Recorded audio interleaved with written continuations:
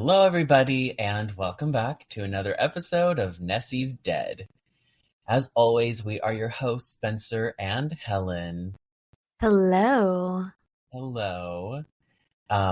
What I have for us today was actually not at all what I initially intended on covering this week.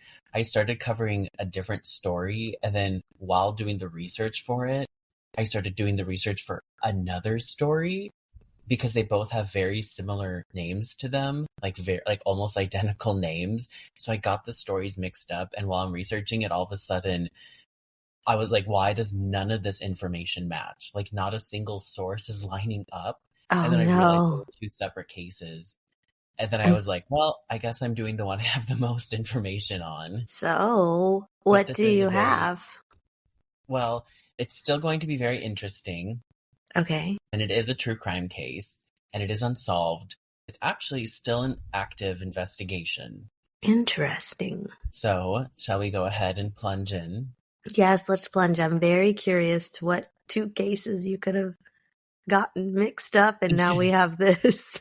So, the cases are nothing alike. It's just, I think they took place in the same area, but not the same state, just the same region of the country. Gotcha. We will be talking about the unsolved case of the Connecticut River Valley killer.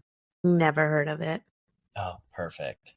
Just to give a little bit of background on where exactly all of this is going to be taking place, it's all centered around the Connecticut River Valley, which is a region around the Connecticut River. It stretches from the Connecticut Lakes in New Hampshire down to the Long Island Sound, and it runs through Connecticut, Massachusetts, Vermont, and New Hampshire. Now, even though it's called the Connecticut River Valley Killer, we will not be in Connecticut. It's just the Connecticut River Valley. So everything's going to be taking place between Vermont and New Hampshire. It's a little confusing there. Yes. And that's another part of why, while doing the research, I was like, wait a minute, because it's not based in Connecticut. It's the Connecticut River Valley, which includes Connecticut, but this case is not in Connecticut. I could see how you could get that mixed up. And now, with this case, I'm also going to be going through a lot of different names and towns that all have, a lot of the towns are going to be very similar. A lot of them are going to be the same towns that I keep referring to. So I'm going to do my absolute best to keep everything as organized and concise as possible. So let's go ahead and get into where all of this officially begins at the Chandler Brook Wetland Preserve in New London, New Hampshire. On October 24th, 1978, 26-year-old Kathy Milliken heads out to the wetland preserve, and she parks her car, she heads into the woods, and she plans on spending the morning there photographing some birds. Now, that evening, her family begins to worry because she has not returned home yet. The sun's going down. They have not heard from her. Obviously, they're starting to assume the worst. Yeah. Now, sadly, she never makes it home. Early the next morning, October 25th, her body was found literally in the same spot that she was seen taking pictures of birds. Just She was- right there. Yes, right there, which I think makes it a little eerier, in my opinion. Yeah. Now, she was found with at least 29 stab wounds all along her upper body and torso area. And now what's really weird is that the stab wounds were done in a V-shaped pattern. So there was a big V over her torso. That's a lot of stab wounds. That is. Now, of course, the police were shocked. And now this is a very small town area. These kinds of things do not happen. The cops were pretty confused because there were no clues. There was nothing for them to go off of.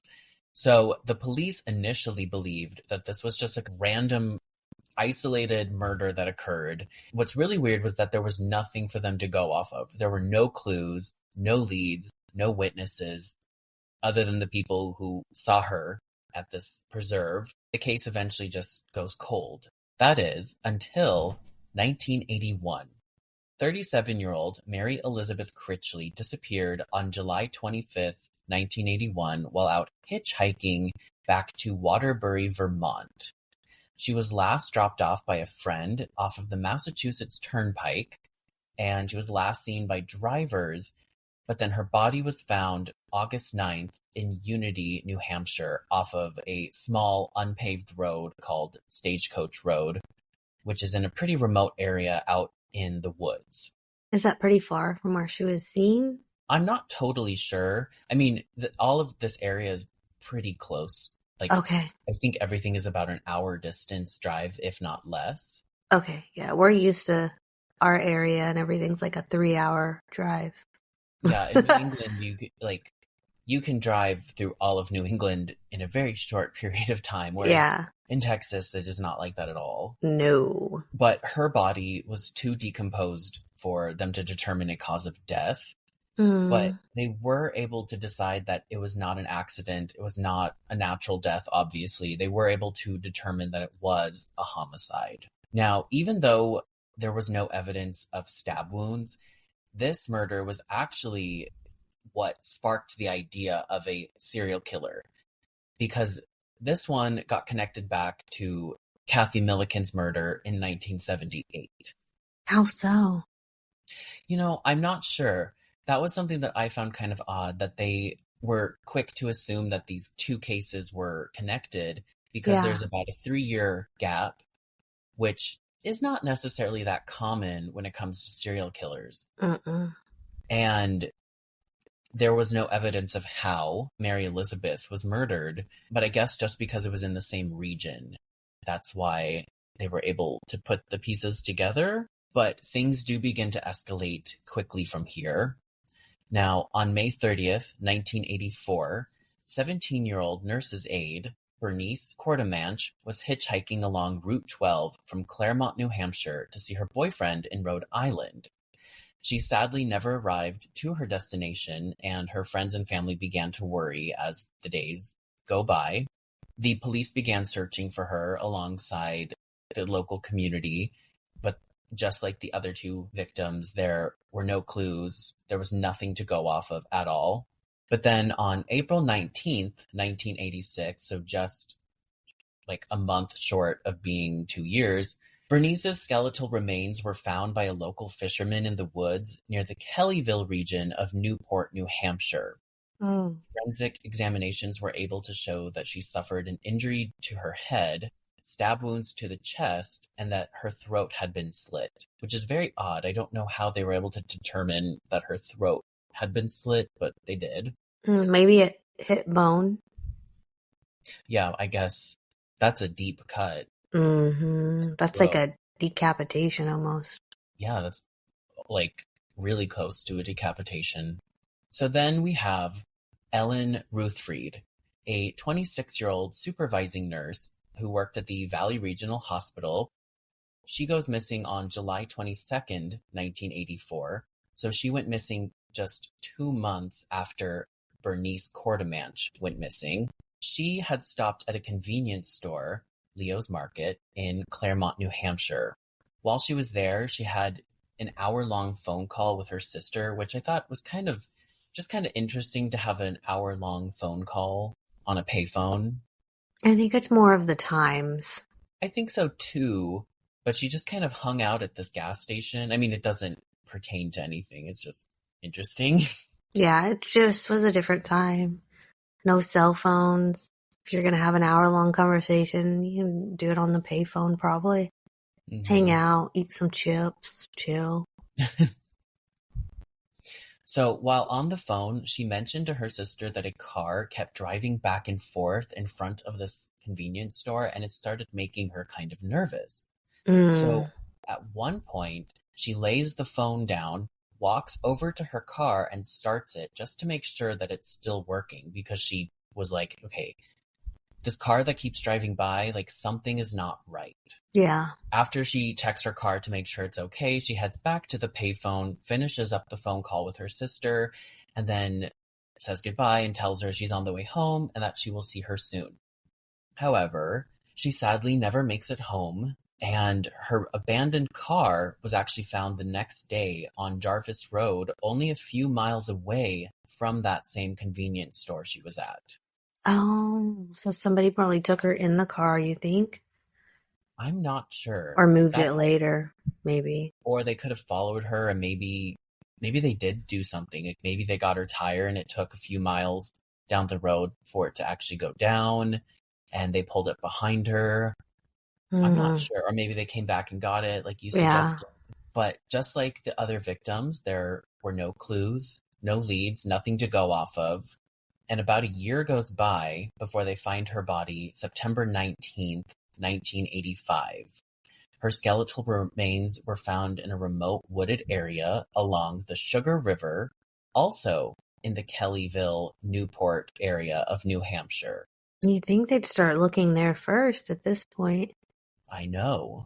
Examination was able to show multiple stab wounds and probable sexual assault. Her remains were found literally the same area that Bernice's were found, and they were found only several months apart. We definitely have a serial killer on our hands. Absolutely.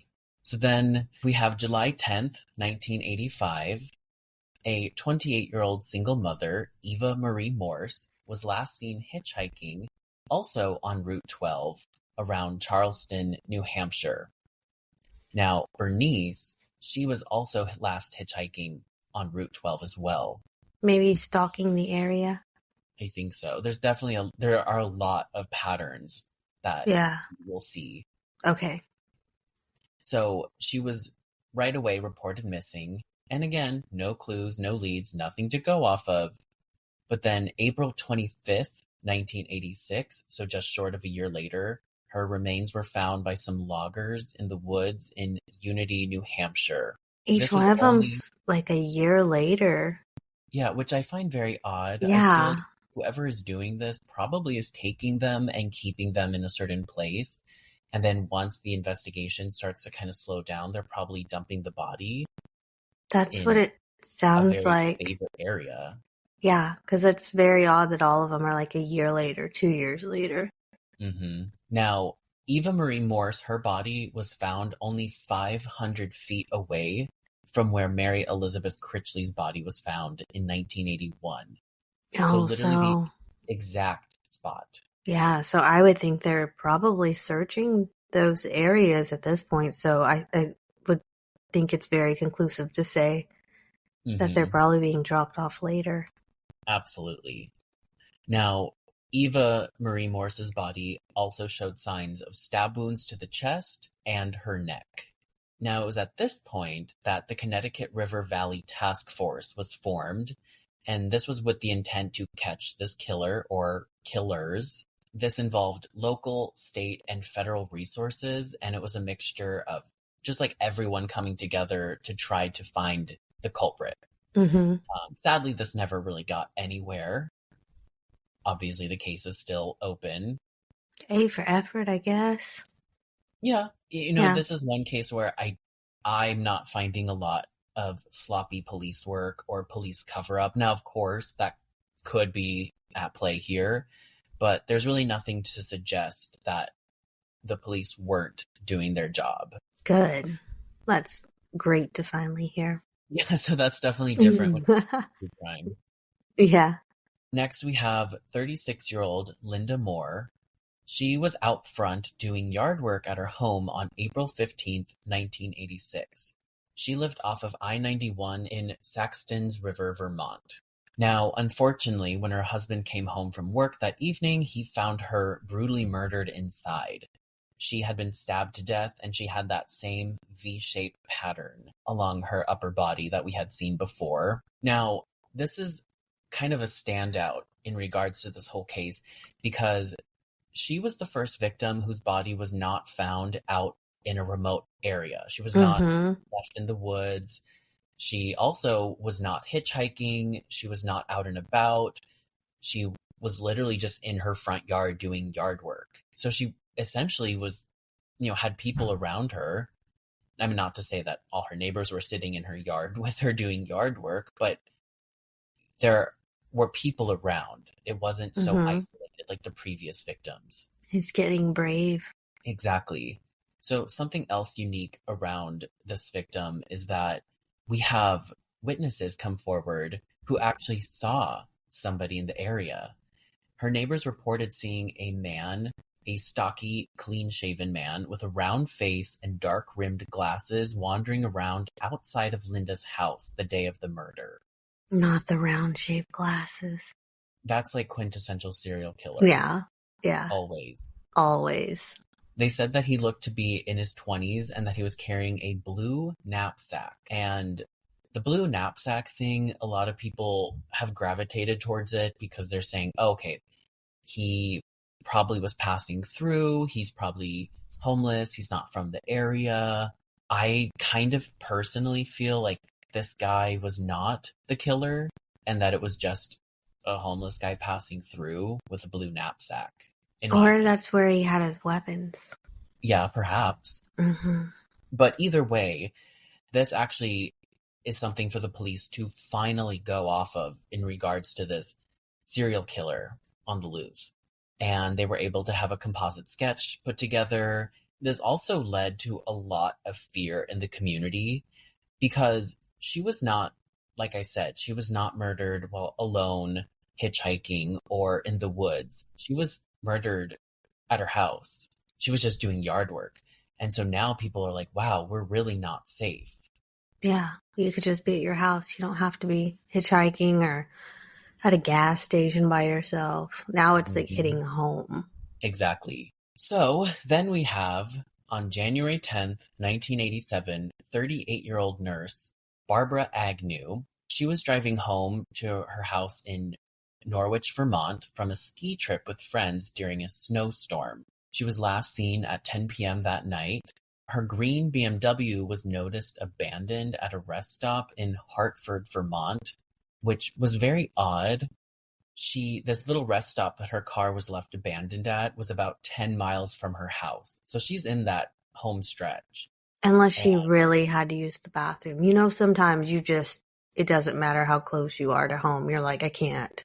Right. And it was also a snowstorm. Now, a lot of people are like, why would she stop? That's so weird. She was so close to home. I personally think, I can't even drive in rain. Oh, yeah. You're a pullover on the side of the road guy real fast. 100%. And if it was getting that, like if the weather was that bad and it just kept getting worse and worse, I would pull over and wait, even just to like calm myself down for a second, honestly. Yeah. So I don't think it's that odd that she stopped at a rest stop that close to home. Yeah, I don't even think that way. I'll be driving in the rain and can't see a foot in front of me or any lines, and I just truck it. I hate that. I know. You wouldn't be able to ride with me. You'd be like, pull over now. No. Yeah. Be like, we got this. The rain's going to stop any second. We got this. You're like, it's just a drizzle. It's a drizzle. Yeah. Now, some interesting things to note about her abandoned car are that the driver door was left open and blood was found on the steering wheel and in the back seat. However, of course, she was nowhere to be found. They did eventually find some of her bloody belongings in a nearby dumpster, which is pretty creepy. But on March 28th, 1987, her body was found by a man on a walk in Heartland, Vermont, which is only about 12 miles away from where her car was left abandoned.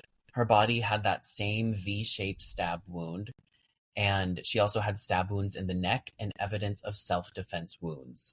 How many are we at now? We are at 7. That's quite a bit. That is. Now, that is the last official murdered victim in regards to this case. However, I will get into some more victims that are believed to be part of it, that I personally think are part of this whole ordeal. But before that, we have on August 6th, 1988, 22-year-old pregnant Jane Borowski. Now, this is actually a survival story. She was able to make it out alive against the Connecticut River Valley killer. And pregnant? While pregnant. Now, this is like insane. Crazy. Miraculous, really. Yeah. She's a badass. Jane Borowski was driving home from a fair in Keene, New Hampshire. She pulls over at a closed convenience store in West Swansea to buy a soda from a vending machine that was outside of the building. So she goes to the vending machine, she gets her soda, she gets back in her car, and she's just sitting in the car drinking before she gets back on the road. And all of a sudden, another car pulls up and parks right next to her. It was a brown Jeep Wagoneer with wood grain trim. And at first, she didn't really think anything of it. You know, she notices. She kind of just assumed that they were also pulling over to use the vending machine. But then she notices that the driver was a man, and he gets out of the car, walks around to her window, and he asks if the payphone is working. But before she can even answer, he reaches into the car, grabs her, pulls her out, and proceeds to attack her. Now, she fights back like hell. She actually screamed so hard that she burst blood vessels, which is that's insane. That is insane. The man attacking her said that she had beat up his girlfriend and that this was like him trying to protect his girlfriend or something, which was kind of confusing. He then proceeds to stab her 27 times in that same V-shaped pattern along her torso. He then stops, gets up, and leaves her for dead on the pavement and walks back to his car. 27 times. Yeah, and she survived. I don't know how these people do it in these cases that we discuss with these survivors. I just don't. I can't even. If I have a hangnail, I'm losing my mind. Mm-hmm. Oh, I can't even have a cut. We've discussed this. I'm dead. I'm gone. Yeah, and she was pregnant this whole time. Maybe it was the adrenaline and the thought that it just wasn't herself that she also had to stay alive for. Yeah, I think that's a big part of her survival was her instinct to protect her unborn baby. So she's laying there as he gets back in his car. She's still alive, and she musters up the strength to climb back into her car. She gets in it, and then she hits the gas, and she speeds off to a nearby friend's house. She had a friend who wasn't too far from this convenience store, which is very convenient. The attacker actually notices that she's driving off, so he follows behind her. And once she pulls up to her friend's house, he stops and I think is kind of trying to assess the situation, and he realizes that she knows the people at this house. So he does this like circle around and then speeds off. Now, Jane is rushed to the hospital. She miraculously survives. Alongside the stab wounds, she also had 2 collapsed lungs, severed tendons in her knees and thumb, a lacerated liver, and a severed jugular vein. How in the world? Yeah, and her child survived.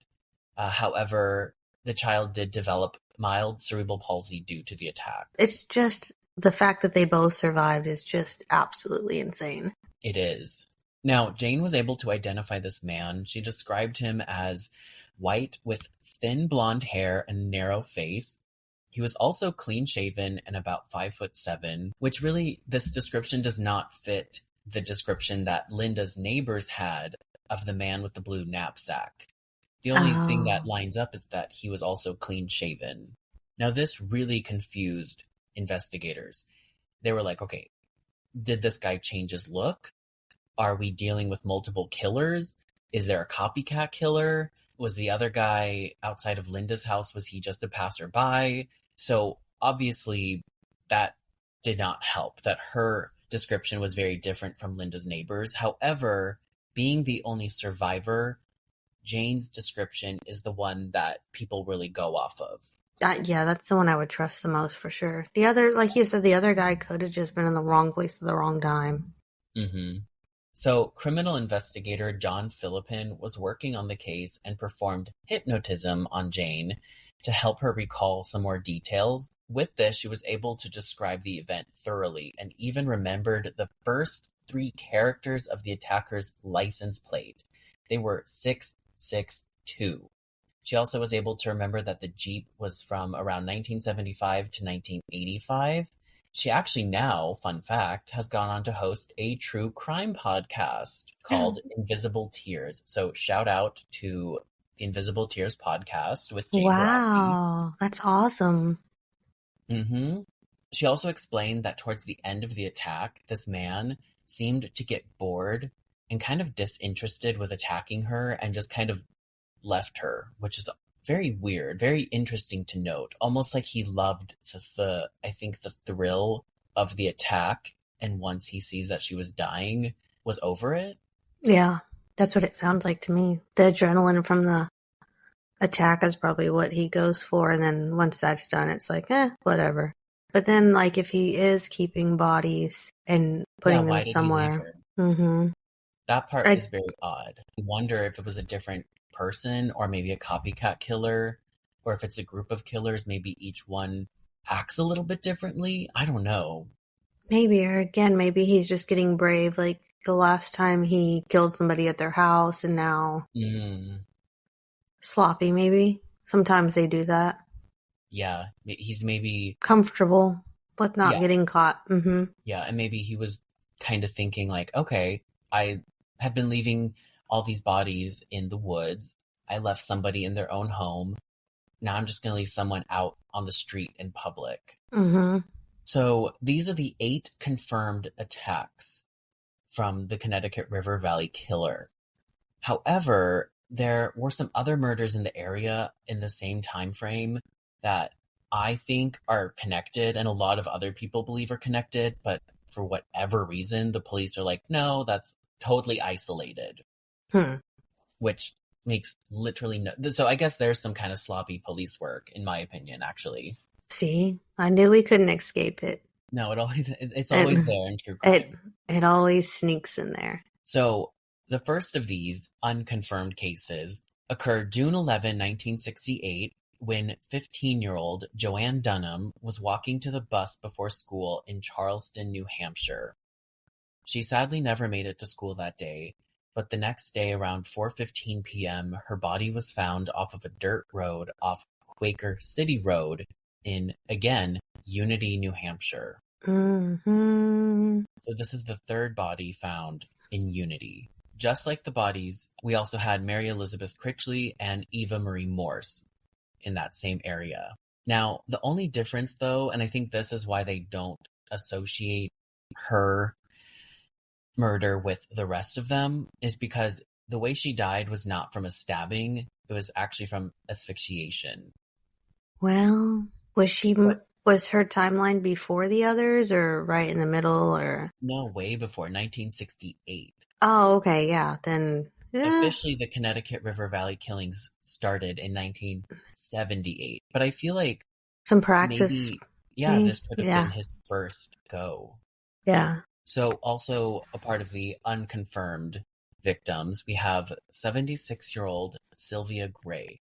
Her body was found October 5th, 1982, a few hundred yards away from her house. Her house kind of backed up to a remote wooded area in Plainfield, New Hampshire. So she had been missing for a day before her body was found, and she had been bludgeoned and stabbed to death. Now, the only reason that this is not considered part of it is because she was 76 years old. That's what I was thinking, but also the other one was 15. Yeah, so technically the ages are from 17 to 37, I believe. Maybe this guy is kind of whoever, and the age coincidence just happened to take place with the victims that he was able to find.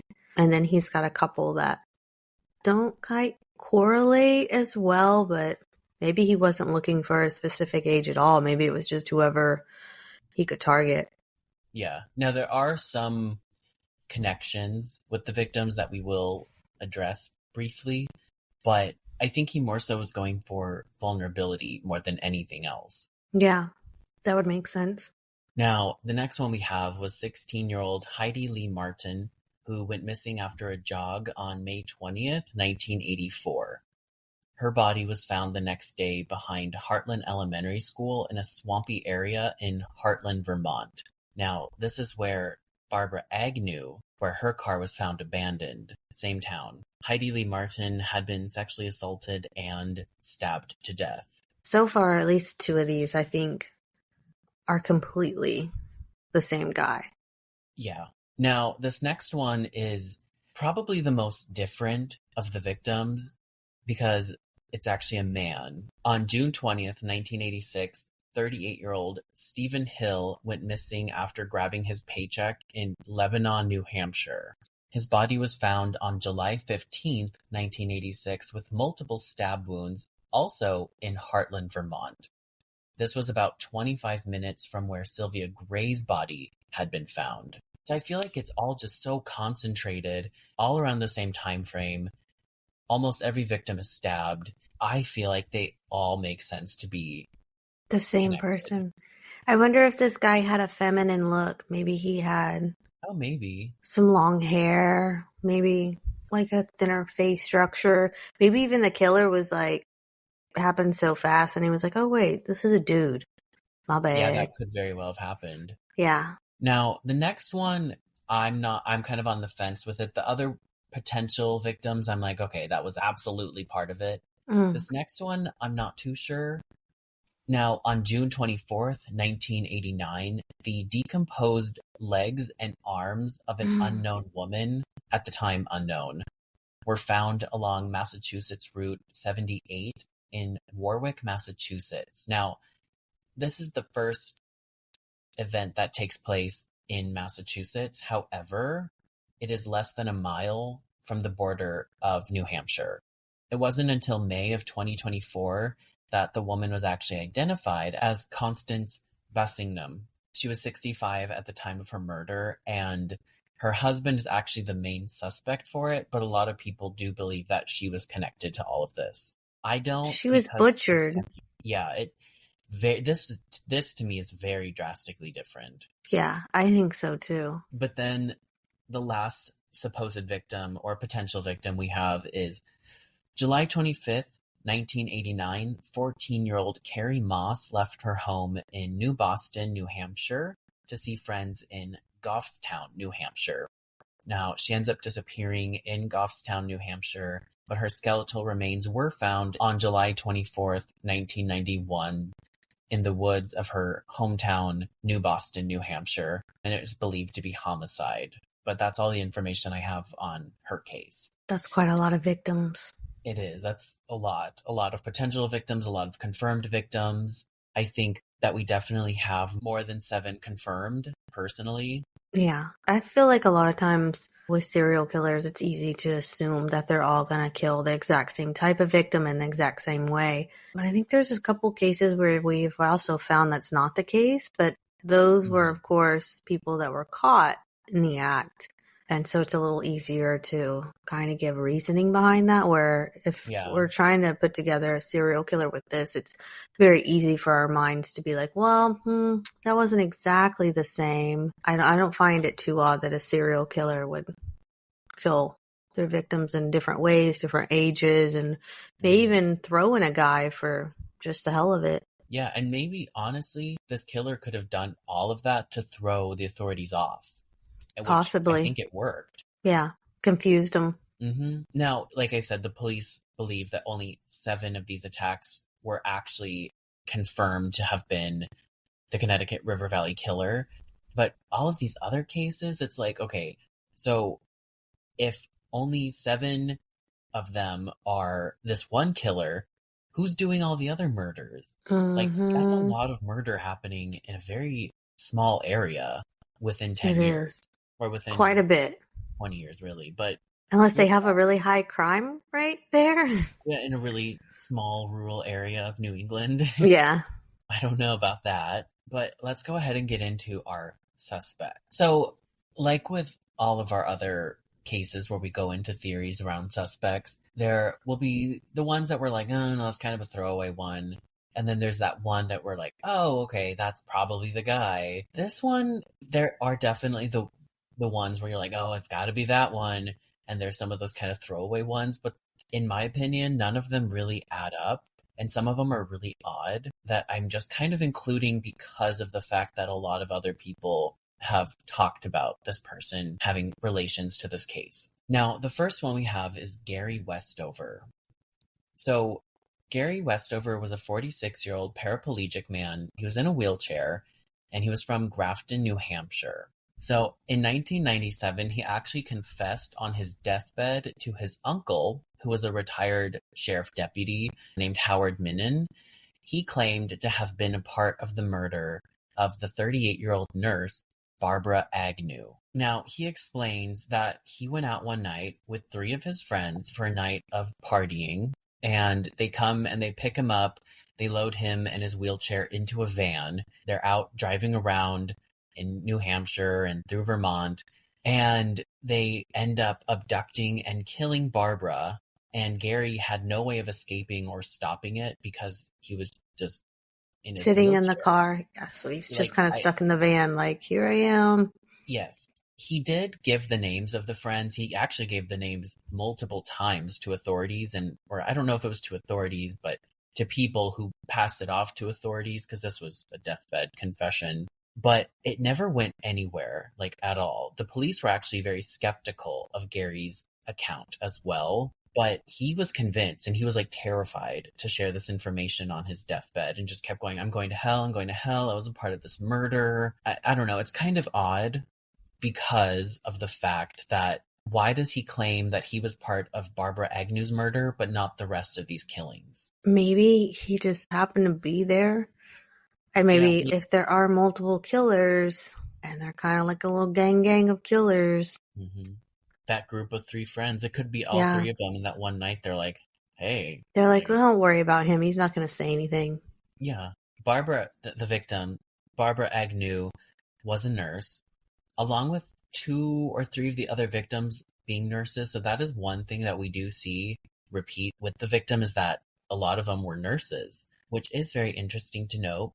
But a lot of people theorize that Barbara could have seen Gary sitting alone at a rest stop in a wheelchair outside during a snowstorm, and being the nice, kind-hearted nurse that she was, she decided to pull over and help him. So a lot of people theorize that Gary was actually a bait, and that the 3 killers then jumped out and got her. Which would make more sense to why Gary feels so bad about it. Mm-hmm. I don't know where I stand on this. Like, I feel Gary Westover could really have witnessed something and have been part of it unintentionally. The fact that his confession only was in regards to one victim, but again, that's the one victim whose case he could have been a part of, and in the rest of them, he wasn't there. It's also his deathbed. I don't really see what benefit he would have for telling such tales upon his death. Yeah, just to go out tricking everyone into convincing them that he was part of a crime.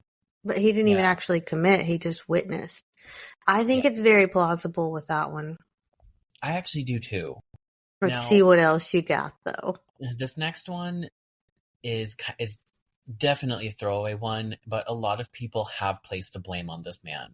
His name is Delbert Tallman. He was 21 at the time, and this man actually confessed to the killing of 16-year-old Heidi Lee Martin. She was the one found stabbed to death behind the school in 1984. However, her case was not officially considered part of the Connecticut River Valley killings, for whatever reason. But this man did confess to killing her, but he then recanted and was eventually acquitted. I'll never understand people that decide to falsely admit to crimes. I, at first, was confused as to why he committed and then took it back and what that was all about. But upon further research, I find out that he's actually autistic, and he was living in a garage off of the road that Heidi would walk. I guess from my understanding of it is that he witnessed the crime go down, and he ran off to go tell someone about it, and he was brought in for questioning, and the police kind of bullied him because he was autistic, interrogated him so harshly that I think they just wanted to find a culprit and close the case because it looks good to the police department. Yeah. And I think they just wanted to be like, oh, we got the guy. And they like bullied him into confessing. But we do, if that's not the case and he did witness, then that would be 2 people that have witnessed this killer or killers. Yeah. And I don't know what his description of the killer was. And I feel like we lost some valuable information because of the fact that the police wanted to just run with the idea that this guy was the killer. Yeah. Instead of doing their work like they should, like we hear so often, they're just like, oh, it's our guy, let's wrap it up so we can, Yeah. Heidi's sister actually does not believe that this man was the killer at all, and that he was kind of a scapegoat and everything just kind of fell on him. Mm-hmm. And I think that her sister, if I remember correctly, I think her sister does believe that this was part of the Connecticut River Valley killing. I think it was. Oh man, that's crazy. They had another witness and Yeah, but they also are not taking too much of it too seriously in the sense that this murder was not connected officially to the killings. I wonder why. Maybe the stabbings were not as repetitive as the others. Maybe the stabbings, where were the stabbings, in the back, or? I'm not sure. Maybe they just kind of base that off of the stabbings, the size of the wounds, the weapon. That could be police cover up too. Now, literally at the beginning of this, I was like, there's not a lot of messy police work in this, but now I'm like, well, there really could be, and that's probably why it's not solved. But our next suspect has quite the bit of heat on him and is a confirmed killer. So this is Michael Andrew Nicolau. Michael was born 1949. He's originally from Long Island, and he actually had a black belt in karate. He went on to join the Army as a helicopter pilot, and he served in the Vietnam War. He ended up being discharged, though, along with 3 other soldiers for unlawfully flying too low and murdering civilians with bombs and machine guns in the Mekong Delta. Oh, he's a real stand-up guy there. Yeah, regardless of his connection to this case, he's not a good person anyway. Yeah, I don't see any psychopathic tendencies there at all. No, especially not with the fact that he, while serving in Vietnam, at night he would leave and go hunt down the enemy to go have one-on-one combat with them. Oh, not psychopathic at all. Nope. So he was literally out seeking, like, manhunt. That's so creepy. Yeah, I could see how that would also come back home with them. Maybe the thrill of it, the hunt. Yeah. So in 1988, he married Michelle Ashley, and they were living in Holyoke, Massachusetts, which is about 90 miles from Claremont, New Hampshire. And if you remember, Claremont, New Hampshire was kind of a central point to the Connecticut River Valley killings. Now, this couple ends up having a lot of issues, and Michelle at one point actually told her family that she was afraid to leave Michael, that if anything happened to her, they need to look into him. Oh, he was that kind of husband? Yeah, which is not surprising. No, I'm not shocked. Not shocked. At the end of 1988, Michelle went missing, and her parents end up hiring a private investigator named Lynn Marie Cardy. When Michelle initially went missing, they went to go check out the house, and no one was there. No one could be found, not even Michael Andrew Nicolau himself. When he was questioned about his missing wife, at first he pretended like he didn't know her. He was like, I don't know who you're talking about. But they were like, we know you're married to her. And he then was just kind of nonchalantly like, oh, yeah, she just ran off. She left me for a Colombian drug dealer. And he just kind of painted her like this not so stand-up woman. Wow. She warned. She already said if anything happens. Yep. He's the guy. He's the guy. So Michael then leaves for Florida and ends up getting remarried in 2000. Oh, wait. He got away with this? Nobody, continued to press into this issue? Oh, that's awful. I believe that what happened was he fled for Florida right away, and investigators then found him in Florida, if I remember correctly. But either way, they were like, they didn't have anything to pin him on it. I mean, I believe 100% he was behind the murder of his wife. Yeah. Absolutely. But he did end up remarrying in 2001, and his new wife, Eileen Bowman, she had a daughter named Taryn, and they were having the same kind of marital issues as he was having with his previous wife, because he's just not a good guy. Mm-hmm. And Eileen and her daughter Taryn actually left and were hiding out from him. But he sadly found them. He tracked them down in 2005. When he found them, he shot and killed both of them on December 31st, and then he turned the gun on himself and shot himself in the head. He probably 100% killed his wife. Yeah, that kind of confirmed a lot right there. Mm-hmm. Coward to shoot himself in the head after he does all these crimes. Mm-hmm. And remember, he was from New England, and he was not far at all. He was not far away from where all of these bodies were being found. He could very easily have been driving down from Massachusetts into New Hampshire and into Vermont to dump the bodies or to just commit these acts in general and then zip back up to his hometown. The hunt. Exactly, yeah. Mm-hmm. Which he literally was doing in Vietnam. Yeah. But the private investigator that his previous wife, Michelle, her family hired, Lynn Marie Carty, she starts to connect the dots with Michael's violent nature. She finds out that he has these dropped murder charges from being in the war, the location and everything. And so she starts to really investigate this. I'm not sure if this is confirmed or not, but there is a possibility that Michael Andrew Nicolau actually knew our first suspect, Gary Westover, and that they were in the same hospital together at one point. Knew or just like ran into each other like acquaintances? I'm not sure. I only found like one little tiny piece of information on that. And it just, to me, the way I read it was that they were in a rehab thing at the same time together. So maybe chatted here and there. That's interesting. Maybe it is he was one of the friends in the car? Yeah, very easily been one of the three friends. Now, investigator Lynn Marie Carty was sharing her theories with the criminal investigator John Philippin. John Philippin was the one who was working on the Connecticut River Valley killing case, and he was the one who did the hypnosis on the survivor Jane Borowski. The two of them start sharing theories and working together. This brings Lynn Marie Carty to Jane Borowski. At first, Jane was saying that she could see the similarities between her attacker and Michael Andrew Nicolau. Actually, oddly enough, Michael Andrew Nicolau was driving the exact same type of car that Jane Borowski's attacker was driving, that Jeep Wagoneer. Oh no, it seems like we may have a guy. Mm-hmm. A lot of coincidences for sure. Yeah. A lot of weirdness. Way too many. However, Jane Borowski was not convinced that Michael was her attacker.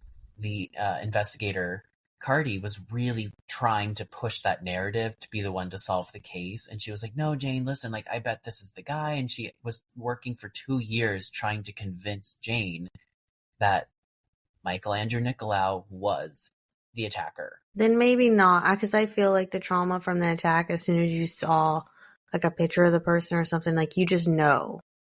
Mm-hmm. Like your heart knows, like the terror and your memories come back. And it actually, when Jane was like, yeah, you know what, maybe this was really the guy.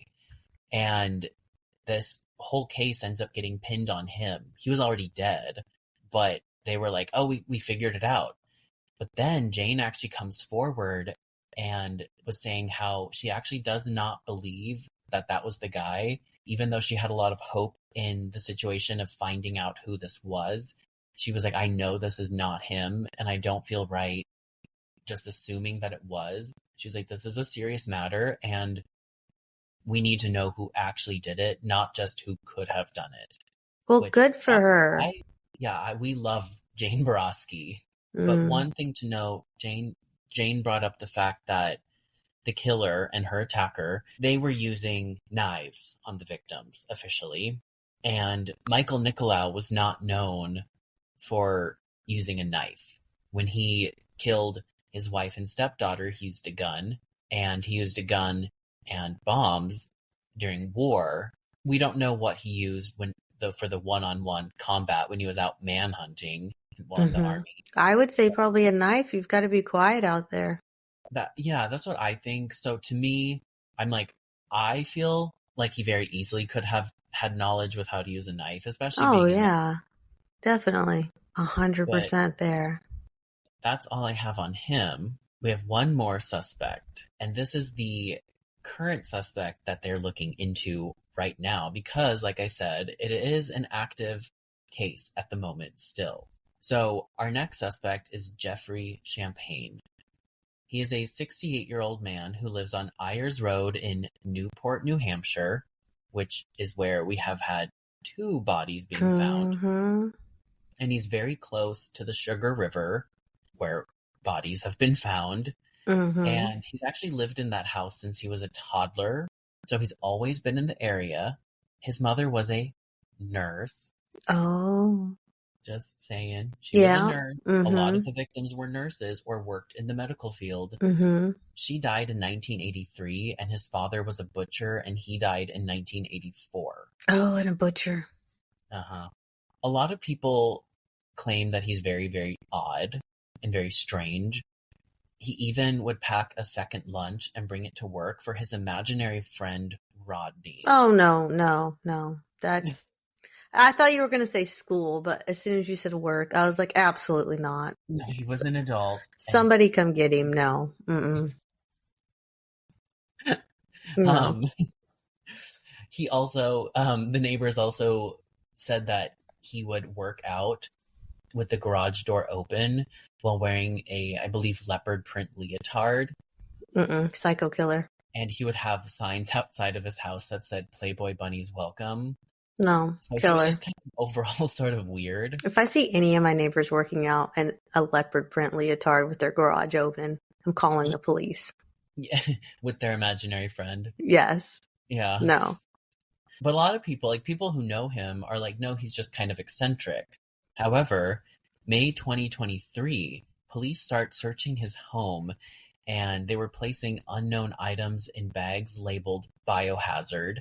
The police refused to answer any questions about why they're searching his home and what they're finding, especially what's in those biohazard bags. The only thing that the police are addressing in regards to this investigation is that it is connected to murders around the Connecticut River Valley. And it's like, okay, we know exactly what that is. Yeah, it doesn't take a rocket scientist there.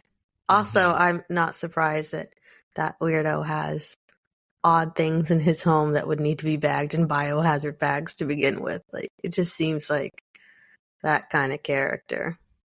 I wonder what they found. We don't know, do we? You said we don't. The only thing we do know is that they find a meat cleaver, a vintage one, a collection of bush knives, and 2 antique swords. Oh, I have the same in my kitchen, so is that odd? I personally did not find it odd. However, if they're finding other odd things, they might be able to be like, okay, well, it's odd that he has this stuff. Like, I have antique swords. I have an antique meat cleaver. I don't have a meat cleaver. Oh, I do. I'm not surprised you do. But I know. Now, reporters were asking Jeffrey Champagne if he's the killer. They were like, hey, Jeffrey, are you the killer? Is it you? And he laughed and said, why would I murder someone? And he explained that that has no relevancy to anything he understands, which is a very odd way to respond. That is odd. Like, creepy. It was just kind of odd. It's kind of creepy too. Right? I mean, considering everything, yeah, it is. Yeah, when you're painting the full picture. That fact that his house is like on the Sugar River, which 2 bodies were found alongside, and he's literally in that area that everyone is being found. I can't help but think that this could be something. What else I think is odd is it's been over a year since they started investigating him. They have not wrapped anything up. It's still open. They're still looking into all of this. So that makes me think that they're finding more information and just not releasing it to the public yet. Yeah, there's more to it than we know. Yeah, if this wasn't the guy, they would have been able to be like, oh, no, it's not him. Yeah, they would have just thrown it aside. Never mind. Like I said, it's still an open investigation. I would say 3 of them are pretty good. They could all be connected. Yeah, I don't believe the autism guy, of course, did it, but he could have very well witnessed something. And who knows if this crazy army guy is not working with crazy leotard guy at the time as a group. that very, very, very well could have been happening. Mm-hmm. A lot of people believed that his parents' death, Jeffrey Champagne's parents, was kind of odd. I'm not sure how they died, but a lot of people were like, yeah, it's kind of weird how they just randomly died. But I think that's just kind of stuff people are saying, rumor. Assuming, yeah. People Who like do to you, grab at anything they can. yeah. Do you believe that Mr.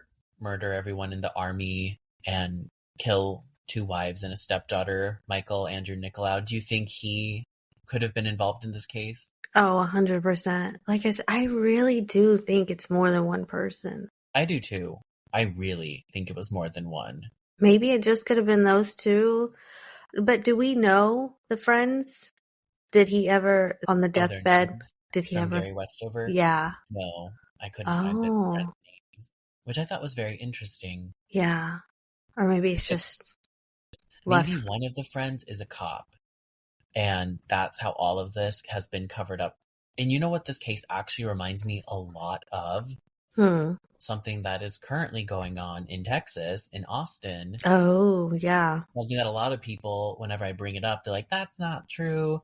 But you and I are convinced, a lot of people are, that there is a serial killer in Austin, and the bodies keep being found in the exact same place. There are like no leads, and it's just been covered up and ignored. And it's like, oh, well, this isn't connected to this other body that just washed up last week, that isn't connected to this other body that just washed up. Yeah. And And I sent you over the map and the times too, and mhm, it was very coincidental of the time dates, the months that they take place. mhm, It's hard to look at it and be like, nah. It's very, mm-hmm. yeah. Now with this one, the dates and everything, there's not really a pattern. At first, I kind of thought there was, but it doesn't seem to have a specific pattern. Like a lot of victims being nurses and the Yeah. V-shaped stab wounds.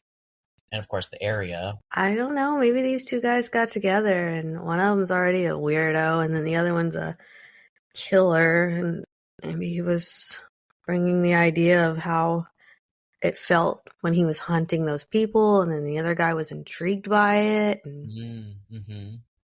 makes sense to me. Well, maybe this case will be solved in the not too distant future, and we will be able to talk about all of that in a future episode. Yeah, I hope so. I feel like this one does have a really good promising of being solved. Mm-hmm. And of course, if anyone out there listening knows anything, definitely Tell reach out us to first. authorities. No, tell us first, and then you can go ahead and call it in. No, I'm just kidding. Definitely reach out to your authorities and let them know. Well, that's all I have on the Connecticut River Valley killing. interesting one. I'm surprised I've never heard that one before. Me too. Well, that was quite the case, sir. Well, For now, we'll say goodnight. unpleasant nightmares. Bye. Bye.